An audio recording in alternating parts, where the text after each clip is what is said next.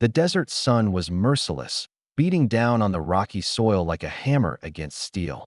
At the edge of a remote New Mexico training facility, one that didn't exist on any official map, a line of Navy SEAL snipers stood in silence, waiting for their next live-fire test. Beside them stood a man. No uniform, no name tag, no military boots, just a worn gray ball cap, faded jeans, and a black long-sleeve shirt with the sleeves rolled to his elbows. His rifle case was custom, matte black, no logos. His eyes were hidden behind dark lenses, and he hadn't spoken more than 3 words since arriving that morning. They called him Whisper. Not officially, of course. Officially, he didn't exist. There was no personnel file, no ID badge, no clearance level, even though he'd walked straight through the security gate with 2 escorting officers in civilian suits and a cryptic letter that the commanding officer refused to discuss. Rumors spread fast in elite circles, especially among alpha warriors like SEALs. Some said he was CIA. Others whispered he was part of a shadow unit the military didn't talk about. Most didn't care who he was. They just wanted to know if he could shoot. The answer came quickly. On day 1, the instructors set a long-distance range to 1,200 yards across uneven, wind-blasted terrain. The SEAL candidates took turns. Most hit their targets after several adjustments. Some didn't hit them at all. Then it was his turn. He lay down without a word, opened his case, assembled his rifle, a sleek black precision system with faint scratch marks on the barrel. Notches too many to count. He slid into position like he'd done it 1,000 times in 1,000 lifetimes. Target Bravo 7. Winds shifting north by northeast, 5 to 6 knots. The instructor called out, watching from behind. He didn't respond.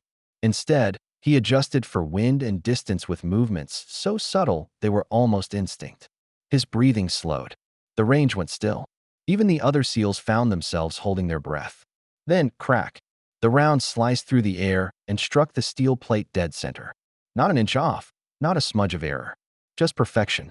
Again, the instructor said, almost testing him. He chambered the next round and fired. Another perfect shot.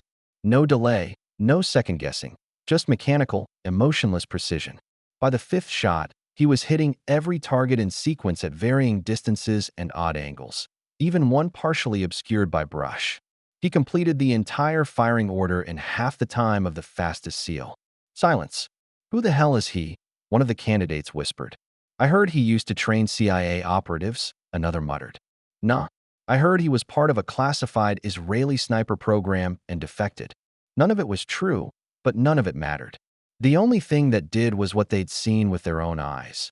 A civilian out shooting some of the best snipers in the world, and doing it with eerie calm, like the whole thing was beneath his attention.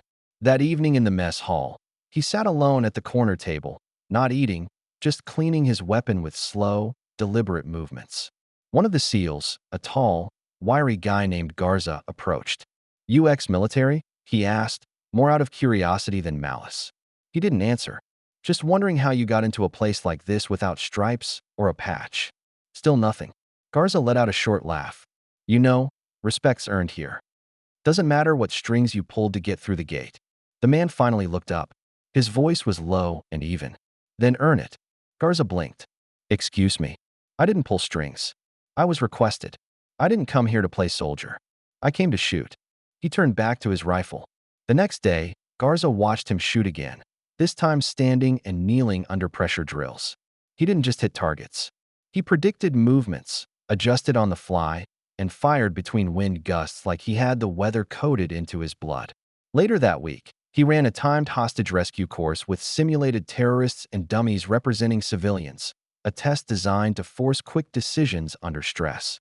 He cleared the course in record time with 0 civilian casualties and all targets neutralized. No one else had done that in 2 years. By Friday, no one questioned his place anymore. Instructors stopped calling him the civilian. They started calling him Sir.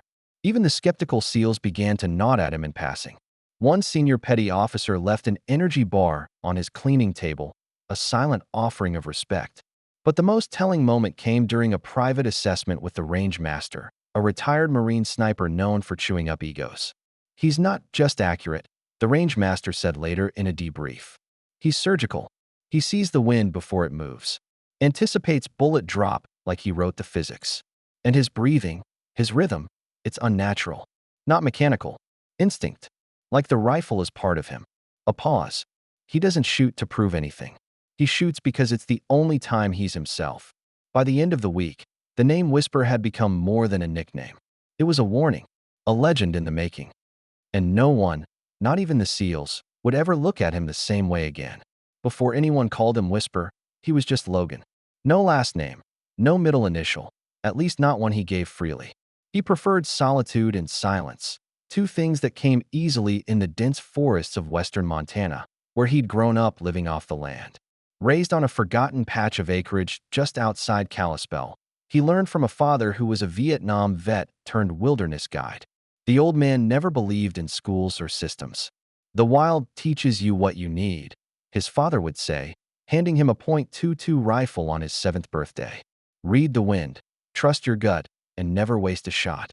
Logan took that to heart. By age 12, he could track elk through frozen forests and land clean kills from 600 yards out. He didn't hunt for sport. He hunted for food, for survival. His mother, quiet and strong, homeschooled him between trapping seasons, teaching everything from anatomy to algebra, using torn-up textbooks and nature as her chalkboard. They were poor, but proud. They didn't ask for help, and they never relied on anyone. Then came the crash. One icy January night, his parents took a back road to town for supplies. A semi jackknifed it on black ice and took them both in an instant. Logan was 16. No relatives. No family friends close enough to call. He didn't cry. He didn't speak for days. He packed a rucksack, took his father's rifle, and vanished into the woods. For a while, he simply disappeared. Some said he lived in the wild for nearly 2 years, hunting, trapping, surviving off the grid. Others claimed they'd seen him pumping gas at a truck stop or walking the shoulder of I-90 in the rain with a rifle case and a pack. Then he resurfaced in the most unlikely of places, an underground long-range shooting competition held illegally on tribal land in Arizona. No one knew his name. He entered under El Ghost, paid the cash fee with crumpled bills, said almost nothing to anyone. When his turn came, he stepped to the line with a battered old Remington 700, civilian rifle, no bells or whistles, and annihilated every previous score. Not just beat them, humiliated them. He hit 1,000-yard targets while standing, made wind calls with no spotter, and cleaned house in time challenges designed to break a shooter's rhythm. One judge swore he hit a quarter-sized target at 800 yards blindfolded. When the last round fired and his total was announced, the crowd stared in stunned silence. He didn't wait for applause. He didn't take the prize money. He just nodded to the range marshal, packed up his gear, and walked off into the heat haze of the desert. That would have been the end of his story, just another ghost shooter passing through. Except someone had been watching. A man in a gray suit with a government ID that opened every door and a phone that never rang in public. He wasn't military. Not exactly. But he carried himself with the posture of someone who'd been around black sites and brief presidents. He didn't approach him that day, though. He waited. He followed him for nearly a month, through Colorado into Idaho, and finally into a nowhere town in northern Nevada where Logan was working nights at a roadside diner and sleeping in his truck. The kind of job that paid cash under the table, no questions asked. He was cleaning tables at 2 a.m. when the man sat down in his section. He wore sunglasses indoors and ordered black coffee he never touched. "You're hard to find," he said without looking up. Logan didn't respond. "But you're even harder to replace." He set the tray down and studied him. "You a recruiter?" "No," the man replied. "Recruiters deal in resumes. I deal in outcomes." He pulled out a plain manila envelope and slid it across the table. Inside were photos of insurgent leaders, field coordinates, satellite images, details only someone deeply embedded in military intelligence would have. Logan said nothing, just stared at the images, his face unreadable. "I'm not here to threaten or pressure you," the man said. "I'm here to offer you a choice. There's a unit that doesn't officially exist working on advanced sniper support for deep field special operations. We're building the future of precision warfare." "I'm not military," he said flatly. "That's why we want you," the man replied. "You want me to kill people." "I want you to save lives," he corrected. "Sometimes that requires the right trigger at the right time." "And if I say no?" He smiled. "Then you go back to cleaning tables, and I walk out that door. No questions asked." He didn't answer then. But 3 days later, he showed up at a private airstrip outside Reno, carrying nothing but his rifle, his pack, and a silence that made even the pilots nervous. The man in the gray suit was waiting on the tarmac. "No questions?" he asked. "Just one," Logan said. "Where's the range?" He smiled. "It's already watching you." As the plane lifted off, Logan didn't look back. He wasn't running anymore. He was walking straight into who he was meant to be. Not a soldier, not a spy, something else entirely, something the world would never understand but never forget. They called him Whisper, but long before that name echoed through sniper circles and mission reports, he was simply the shadow that no one saw coming. And now he was aimed at the heart of war itself. They said no outsider could survive in Camp Sentinel. Tucked deep in the Blue Ridge Mountains of Virginia, Sentinel wasn't listed on any official record. Even within the military, few knew it existed. It was where America's most elite sniper units, SEALs, Delta Force, Recon Marines, sent their best shooters for final phase training. This wasn't where you learned to shoot. This was where you proved you could shoot better than anyone alive. Logan, codename now officially Whisper, arrived without ceremony. No handshake, no orientation, just a black chopper, a silent ride, and a file handed to the camp director, Colonel Alec Mason, marked Clearance Alpha -6. Observe only. He stepped off the chopper wearing a plain field jacket, tactical pants, and a patched-up rucksack. No name, no rank, just him. The operators waiting for the new class watched him with suspicion. He was the only one not in uniform, and the only one who walked like he'd seen more combat than any of them and couldn't care less about proving it. Sergeant First Class Tom Hawthorne, a two-time Bronze Star recipient, muttered to another sniper, "Great. Some civvy consultant here to teach us how to hold a rifle." The others laughed, not cruelly, but with the dry humor of men who'd seen enough death to joke about everything else. Mason briefed the group before the first field test. "You're not here to compete," he told them. "You're here to earn your place.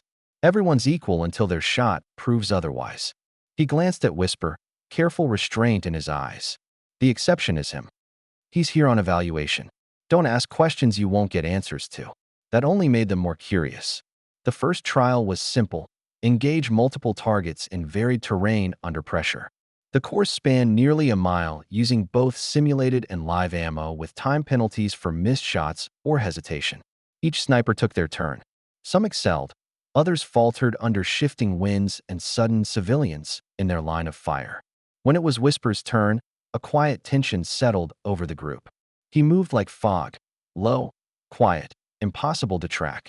He didn't just fire, he flowed. He used elevation like a painter uses shadow, positioning himself to cover multiple angles at once. One observer noted he adjusted for wind before the trees even moved. He finished the course with 0 misses, 0 data errors. Perfect run. 2 minutes faster than the previous record. The silence afterward wasn't disrespect. It was disbelief. "He ghosted those targets," Hawk muttered. "He read them," someone else whispered. Over the next week, he kept pace in every area: endurance rucks, night navigation, even hand-to-hand drills.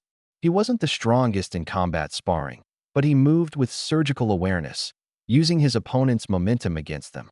Every strike efficient, every step calculated. Still, respect came slowly.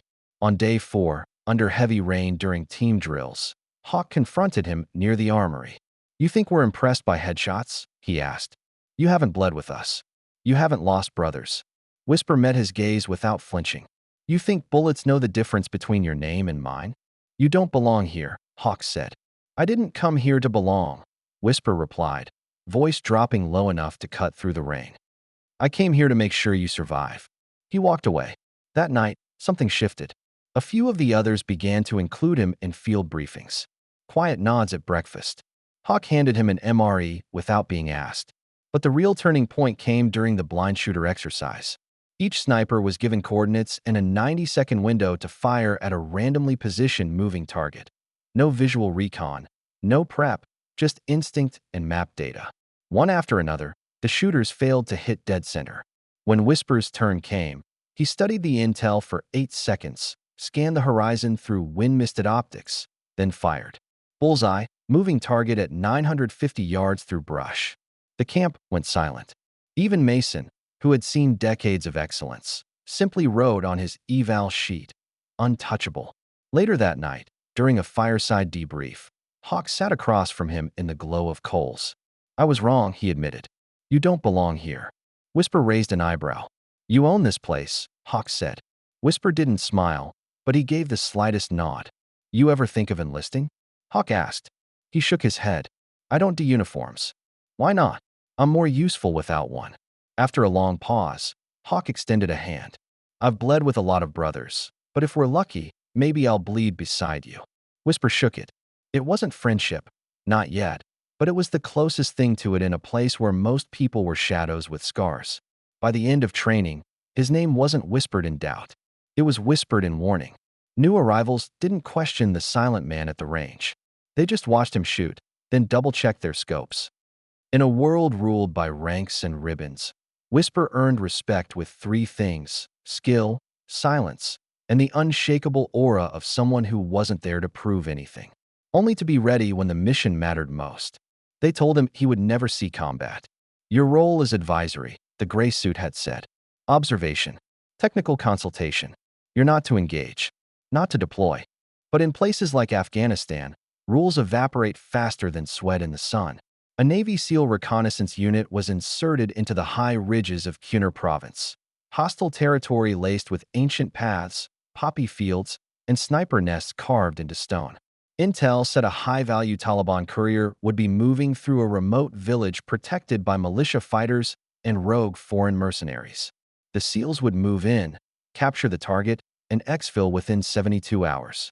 Then a hidden sniper took a shot, one that tore through a SEAL's shoulder, ending the career of their designated marksman. The mission couldn't be scrubbed. The team needed a replacement.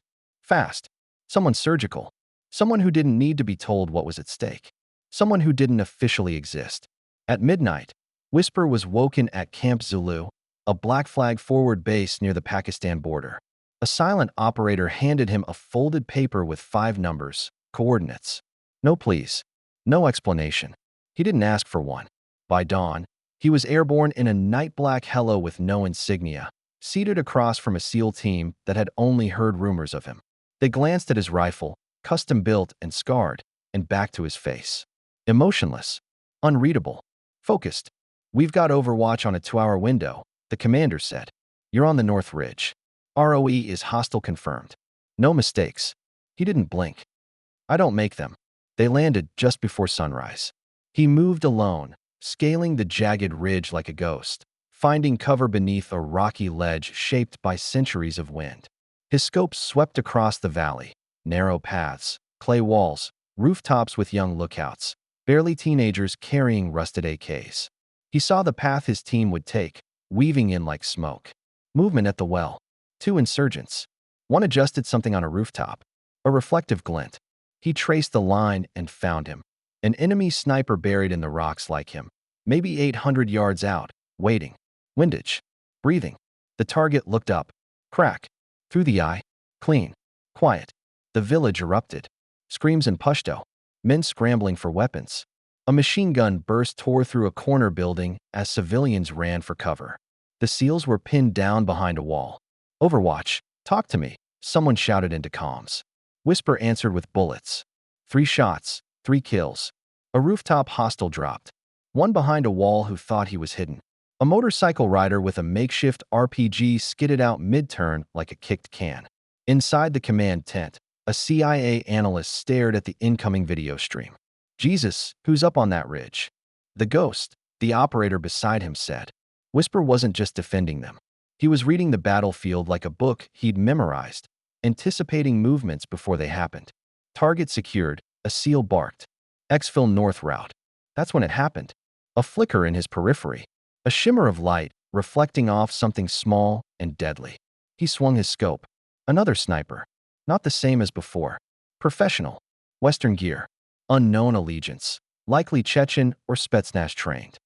Positioned to intercept the exfil route, aiming straight at the team commander. Distance, 1,517 yards. Uphill angle.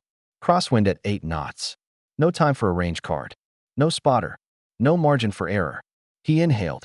Time slowed. Crack. The hostile dropped before his finger touched the trigger. The team escaped seconds later. At the fallback point, the commander radioed base. Courier secured. One friendly wounded. One enemy sniper down. Overwatch unknown, but saved our lives. Whisper packed up without a word. By nightfall, he was back on the bird, flying under darkness again. Silent among warriors who now looked at him differently. At base, the SEAL commander caught up to him. "You disobeyed orders," he said. "You were not cleared for combat engagement." He nodded. "And you saved my team," the commander added. Whisper met his eyes. "I didn't come to follow rules. I came to finish missions." The commander smiled, just barely. "Remind me not to play chess with you." His report included one sentence about the unknown asset. Overwatch support provided by anonymous outside operative. Unmatched precision likely turned the tide.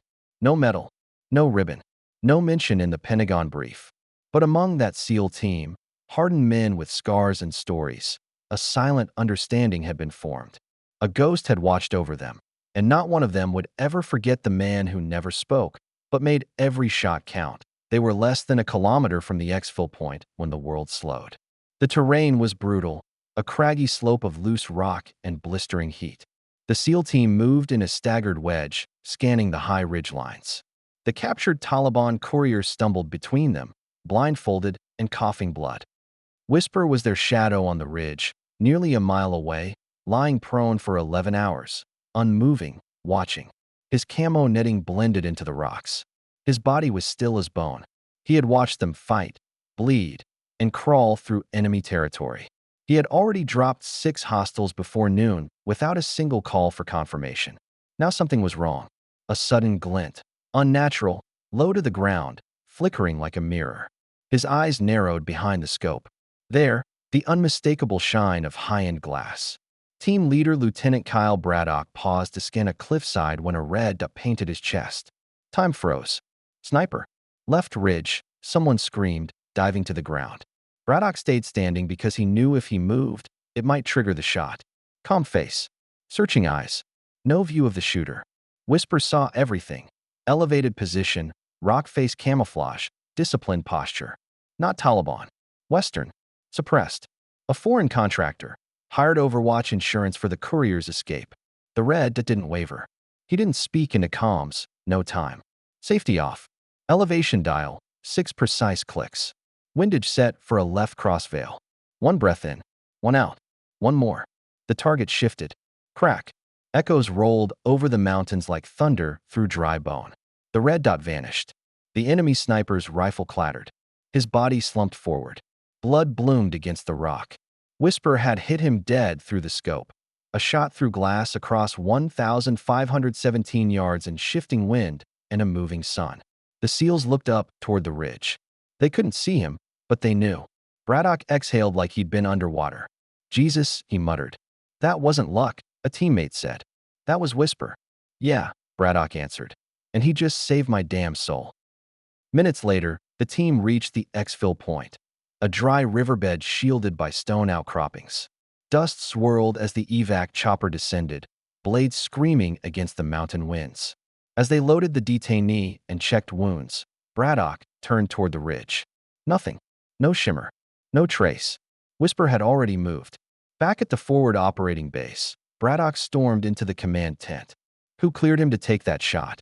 He wasn't on the engagement list, the CIA advisor snapped, holding a satellite image. He violated 3 protocols. Fired without confirmation. Exposed position. If that shot had gone wide. "He doesn't miss," Braddock said coldly. "It was unauthorized." "So was sending us into an ambush with half the intel missing," Braddock replied. "Next time let the shooter do what the shooter does." He left before the argument could escalate. Bloodstains ringed his boots. Outside, under the fading light, Whisper sat on the edge of a concrete bunker, legs dangling. Rifle leaned against the wall, barrel darkened by heat and carbon. He'd cleaned it twice, reassembled it blindfolded. It didn't need it. The ritual calmed him. A hairline fracture spidered across the scope, glass-on-glass impact. 1 in 1,000, they'd say. It had taken every shred of training, every inch of instinct, and not a gram of hesitation. He hadn't done it to be remembered. He'd done it because Braddock was his responsibility, because the team was. Whether they wore his patch or not didn't matter. He didn't work for medals. He didn't even work for the flag.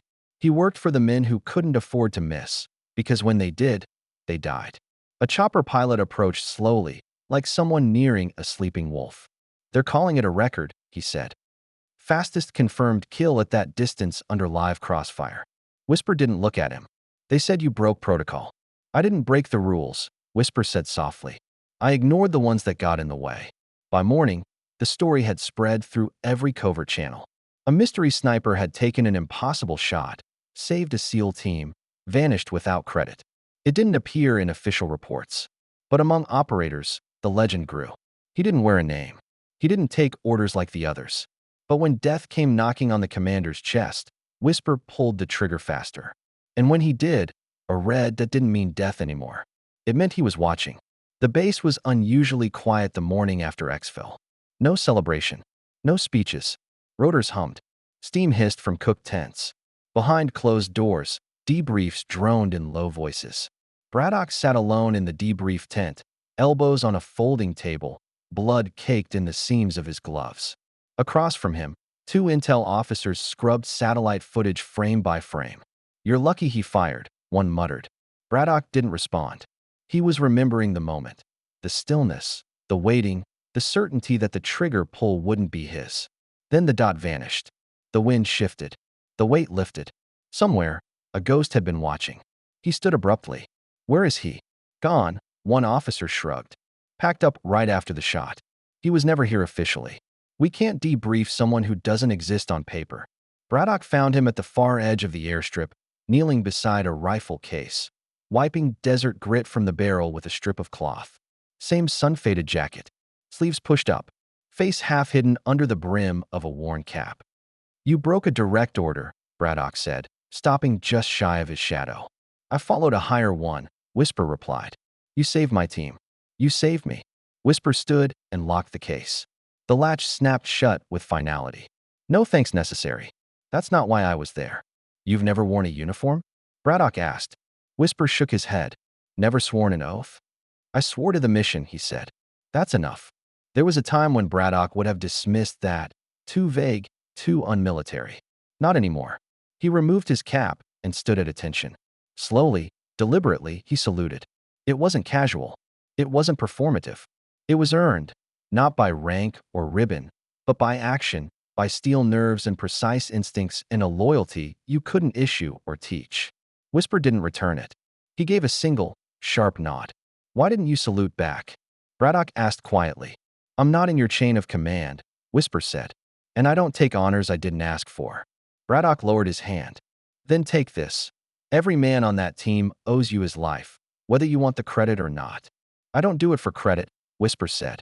"I do it so the good ones come home." Hours later, he was gone. No one saw him board an aircraft. No one signed him out. His bunk was stripped bare. Only dust where his boots had stood. Only a folded slip of paper left behind. Protect the mission, not the myth. The base returned to rhythm. New missions, new briefings. But the whisper of his name remained like an echo behind every door. Some said he'd been reassigned. Others claimed he'd been killed during a secret operation gone sideways, buried in a mountain no one would ever visit. The most persistent theory, passed between SEALs, Rangers, Delta shooters, was that he walked away on his own terms. The mission had changed him, or maybe completed him. He'd done what no one else could do, and now wanted no part of what came next. "I heard he went off-grid," a sniper said over beers at a safe house in Jordan. "Like real off-grid, Montana, living with wolves." "Wouldn't be surprised," another replied. "Some people are meant to be shadows." There were rumors of sightings. A man in Colorado buying ammo with no ID. A shooter in Arizona winning a cash-only range challenge, then disappearing before awards. A trail cam in Wyoming catching a blurry figure with a long rifle vanishing into the treeline before winter. No confirmations. No one really wanted them. In a classified SOCOM thread, one analyst wrote, "This operative doesn't behave like any asset on record. No desire for recognition. No need for approval. Psychological profile suggests an unprecedented fusion of lethal instinct and moral independence." His superior replied, "Dangerous, but useful. Let him vanish until we need him again." 6 months later, A box arrived at a small naval intelligence hub in San Diego. No return address. Inside, a secure pouch with a data drive and a note for your records. Delete after viewing. The drive contained helmet cam audio from a failed NATO mission in Syria for soldiers trapped in a collapsed building, enemy gunmen approaching fast. Suddenly, gunfire from the shadows. Clean, single shots. The last frames showed a silhouette walking away through a breach, rifle slung over one shoulder. Timestamp proved one thing: Whisper wasn't gone. He was simply somewhere the system couldn't reach. Camp Sentinel again. A new batch of recruits stood on the firing line. An instructor, former teammate from Kuner, walked behind them silently. "Ever hear about the 1517? He asked, pausing behind a trainee fussing with windage. "The yardage?" the recruit said. "The shot," the instructor replied. "Uphill, crosswind. Saved a commander's life." He let the silence hang. Shooter didn't take a medal. Didn't even take a name. The trainee frowned. "Delta?" "Civilian," the instructor said. "No rank. Just a call sign." He started to move on, but turned back. "Listen, if you ever find yourself on a line and there's a quiet man in civilian gear standing at the far end, hands in his pockets, you'd better shoot straight." "Why?" "Because he'll be watching." Whisper wasn't done, though he wanted to be. Ghost work isn't a career, it's a gravity. It pulls you back to the places where skill is the last thin line between life and collapse. When he disappeared, he wasn't retreating. He was preserving the mission from the rot of ego. In a dusty nonprofit office in Helena, Montana, a package arrived with no return address. Inside, a manuscript, typed and bound with string. No cover page. The title on the first leaf: Through the Scope, Ethics, Distance, and the Quiet Mind. No author listed, but any sniper who read it knew. The writing was too sharp to be academic, too honest to be fiction. It described breath control under panic fire, wind dialing during microbursts in mountain valleys, the emotional cost of watching someone through a scope for 12 hours before being forced to end them. Each chapter closed with a single line. The final page read, "There is no glory in being the last line, only responsibility." The nonprofit printed it quietly and circulated it only within special operations. No commercial sale, no press. Passed hand to hand like a sacred text. It changed people. Fewer ego kills. More civilian exposure drills reviewed twice. Instructors began talking about the whisper zone, the mental state just before a life-altering shot, where certainty and conscience meet and ego has no permission to speak. Years turned. Wars shifted zip codes. Old enemies faded. New ones put on different flags. In briefing rooms from Coronado to Bragg, there was still one story operators told each other before they stepped off. About a man who never asked for a salute, but earned one anyway, who once put a bullet through glass at 1,517 yards to turn a red dot into a harmless glint. Braddock stood at a classified sniper symposium in Norfolk a year later. He had notes. He didn't use them. "You ever hear a story that changes how you pull a trigger?" he asked. A few nodded. He didn't wear a name. He didn't take orders like the rest of us. He worked with more precision and ethics than half the roster. We called him Whisper because when he was around, death didn't shout. It whispered. He paused. He took the shot that saved my life. Another pause. And then he left before I could say thank you. He tapped the podium once. These days, before I pull the trigger, I ask one question. Am I pulling this with certainty, with conscience, without ego? If I can answer yes, then I'm not just a sniper. I'm a guardian. There was no applause. Just a recalibration of sights that afternoon. Little adjustments, quieter minds. Somewhere colder than memory, a lake in Alaska wore a skin of ice. A man stood at the edge, eyes closed, listening to the wind pitch against the distant ridge. He breathed the way only shooters and monks breathe, counting the space between beats. When he opened his eyes, the world was as it had always been, indifferent, beautiful, fragile. A week later, on a private range in Washington state, a Marine sniper instructor found a single cartridge pinned to his paper target. Polished. Fired. Beneath it, a note in block print. Still watching. Still listening. Don't miss. No signature. No need. Back in Montana, winter swept under the doorways like a knife. A boy followed deer tracks through frost while his father, an old Marine, watched from a distance, letting the child learn by failing softly. The boy raised a .22, breath fogging the air, the barrel wavering the way young barrels do. Far across the basin, something coughed the quiet sound of inevitability. The buck dropped cleanly. The boy turned, confused. No one there. Just a glimmer on a far ridge where sun kissed steel. The father narrowed his eyes and smiled. "Thank you," he said to no one and to someone. Later, at an unmarked range in the high desert, a man in a gray suit waited with a folder under his arm. He wasn't military. Not exactly. But he had the posture of someone who had led people into rooms without windows. He set the folder on a weathered bench, weighted it with a stone, and walked away. The wind lifted the top page, then laid it back down. On the cover, a set of coordinates, a date, and a single line. "If you're done, burn this. If you're not, be where you always are, one ridge away." No one came. Not that day. Not the next. But a week later, the folder was gone. In its place, four empty brass cases lay in a neat row, each with a neat black hash mark scratched into the rim. Whoever took the file had answered in his own alphabet. In the end, legends don't end. They recede.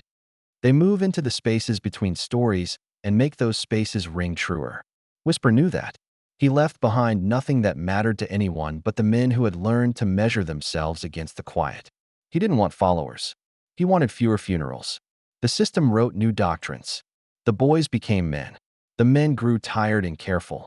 And in the infinite ledger of silent deeds, a margin note kept reappearing beside missions that should have gone wrong and didn't. Wind favored. Unknown overwatch. At a safe house in Erbil, an operator nursed burnt coffee and stared out a window that looked exactly like a kill box if you didn't know how to see it as a frame for mourning. He'd heard the story. Everyone had. He thought about the shot, about the salute, about the cracked scope, about the line in the manual. Protect the mission, not the myth. He finished the coffee, checked the corners without moving his head, and stepped into the day with a little less noise in his chest. Hours later and 2 time zones away, on a range that belonged to no one with a deed, a man in a gray cap lay behind a rifle that no longer had a serial number. The stock was scarred by deserts and mountains and 100 careless armory racks. He watched heat mirage lift and fold. He read the wind before the grass considered it. He didn't smile. He didn't speak. The old rhythm found him like a road finds a tired horse. He was not a soldier. He was not a spy. He was the consequence of making a clean line between right and almost right. He pressed cheek to stock and let the world settle into the smallest circle it can be. Somewhere between heartbeat and breath, the shot already existed. He merely allowed it. The steel plate sang. The mountain answered. And the legend, true, simple, stubborn, moved one ridge farther from the people who named it. They still call him Whisper. Not because he couldn't be heard, but because when he was with you, death spoke softly and life spoke last.